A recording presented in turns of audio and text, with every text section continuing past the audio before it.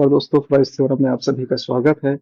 तो आज हम बात करेंगे ऑप्शन बाइंग की। किस तरह से हम ऑप्शन को बाय कर सकते हैं। तो ये जो चार्ट आपके सामने दिख रहा है, ये है एस्ट्रल का चार्ट 19 अगस्त का।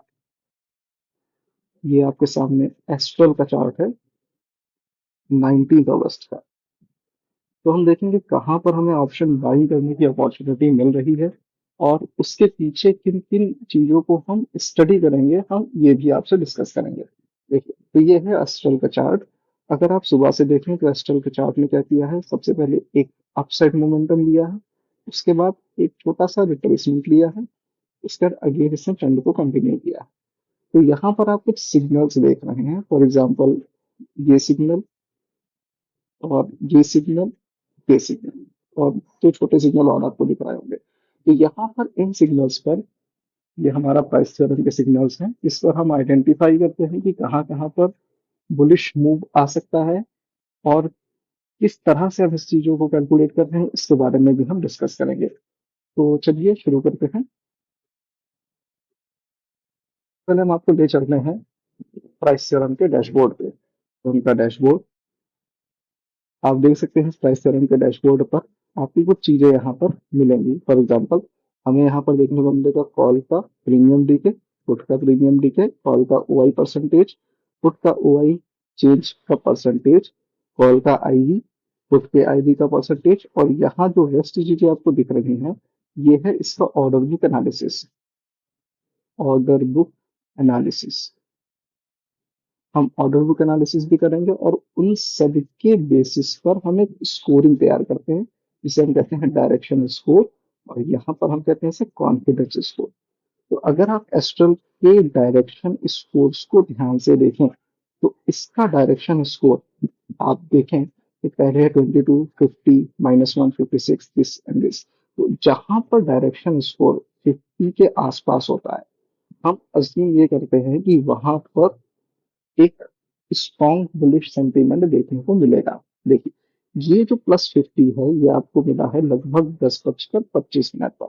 और अगर हम चार्ट में जाकर के देखेंगे, चार्ट पर आपको किस तरह का सिग्नल देखने को मिल रहा है। तो 10:25 पर आपको चार्ट पर ये सिग्नल देखने को मिला, 25 मिनट पर आपको चार्ट पर ये सिग्नल देखने को मिला है। ठीक है। तो इस सिग्नल के बाद अगर आप देखेंगे तो चार्ट ने कंटिन्यूएशन लिया है, उसके बाद एक छोटा सा रिट्रेसमेंट लिया। अगर हम देखेंगे इस सिग्नल को एक बेस मान के चलें, तो यहाँ पर इसने दोबारा इसको टच नहीं किया है। ठीक है, इसने क्या किया, इसके ऊपर ही एक पुल बैक लिया है और अगेन वीडियो को कंटिन्यू किया है। तो अगर हम रिस्क रिवॉर्ड देखेंगे तो हमने ऑलमोस्ट 1:2 यहाँ पर टच किया है। अगर आप देखेंगे तो 1, और यहाँ पर देखेंगे तो ऑलमोस्ट ये 1:2 का टारगेट यहाँ पर टच हुआ होगा। ठीक है, कैसे इन चीजों को हमने एनालाइज किया है, तो प्राइस थ्योरम के डैशबोर्ड पे ही हम देखेंगे, बात करते हैं। तो देखिए, 10:25 पे हमें जब डायरेक्शन स्कोर 50 मिला है, तो डायरेक्शन स्कोर कैसे मिला है, सबसे पहले हम इसके ऑप्शन मैट्रिक्स को एनालाइज करेंगे। तो ऑप्शन मैट्रिक्स पे अगर आप ध्यान देंगे, तो देखिए, पहले हम कॉल के प्रीमियम और पुट के प्रीमियम को देखेंगे। कॉल का प्रीमियम और पुट का प्रीमियम, और कॉल का ओआई चेंज और पुट का ओआई चेंज। देखिए, पुट का प्रीमियम कॉल के प्रीमियम से ज्यादा तेजी से डीके हो रहा है। दूसरा, इसका ओआई भी बढ़ रहा है। देखिए, इसका मतलब प्रीमियम प्रीमियम डीके कर रहा है, ओआई क्या कर रहा है, बढ़ रहा है। इसका मतलब यहाँ पर जो सेलर्स हैं वो एक्टिव हैं। और किस तरह के सेलर्स एक्टिव हैं, तो सेलर्स एक्टिव हैं। एक और चीज आप ध्यान दीजिएगा, अब यहाँ पर आईवी देखिए, ये है पुट का आईवी और ये है कॉल का आईवी। तो पुट का आईवी भी गिर रहा है। तो ये चीज इसको और ज्यादा स्ट्रॉन्ग कर रही है कि जो पुट राइटर्स हैं, ये बिना किसी डर के, बिना किसी प्रॉब्लम के ये चीजों को राइट कर रहे हैं। ठीक है, तो यानी कि यहाँ पर हमने इस चीज को देखा है इस डायरेक्शन स्क्वेयर के साथ में कि पुट राइटिंग बहुत स्ट्रांग हो रही है। इस तरह की राइटिंग स्ट्रांग है, पुट राइटिंग बहुत स्ट्रांग हो रही है। अब दूसरा, अगर हम इसका ऑर्डर बुक एनालिसिस देखेंगे, तो ऑर्डर बुक एनालिसिस पर भी आप देखेंगे तो ये पाएंगे इस पर्टिकुलर मोमेंट पर जो रेशियो है बिड आस्क का।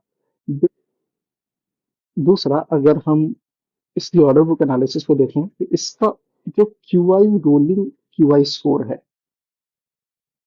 रोलिंग क्यूआई स्कोर, ये है रोलिंग क्यूआई स्कोर, ये भी 1 से ज्यादा है। ये क्या होता है, इसे हम कहते हैं क्यू का इम्बैलेंस। क्यू का imbalance. What is Q imbalance? Q imbalance में जब आप देखते होंगे तो एक तरफ होता है बिड और एक तरफ होता है आस्क। ठीक है, तो बिड और आस्क में जब बिड का डिमांड ज्यादा हो जाएगी एज कंपेयर टू आस्क, तो यहाँ पर एक क्यू का इम्बैलेंस क्रिएट हो जाता है। तो क्यू का इम्बैलेंस अगर पॉजिटिव है इसका मतलब वो बायर साइड पे है, अगर नेगेटिव है इसका मतलब सेलर साइड पे है। तो यहाँ पर आप देखेंगे कि स्ट्रॉन्ग पॉजिटिव क्यू इम्बैलेंस देखने को मिला है। तो इन सारी चीजों को हम जब कंबाइन कर लेते हैं, जब कंबाइन करेंगे तो हमें एक स्कोर देखने को मिलेगा जो कि है यहाँ पर 50। तो ये जो 50 का स्कोर है ये बहुत ज्यादा स्ट्रॉन्ग है। ठीक है, इस 50 के स्कोर में हमने देखा है कि ऑप्शन बायर और सॉरी जो राइटर्स हैं वो भी ज्यादा स्ट्रॉन्ग है। तो कह सकते हैं हम यहाँ से एक अप मूव हमें देखने को मिलेगा।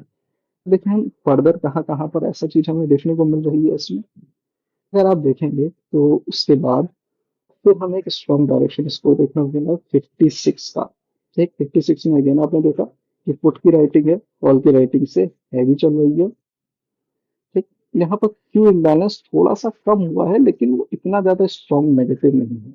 अगर आप देखेंगे तो बिड और आस्क में जो रेशियो है बिड का ये भी बढ़ चुका है और क्यूआई जी स्कोर हमारा बढ़ गया है। दो क्यूआई स्कोर हम यहाँ कैलकुलेट करते हैं, एक होता है स्टैटिक और एक होता है रोलिंग।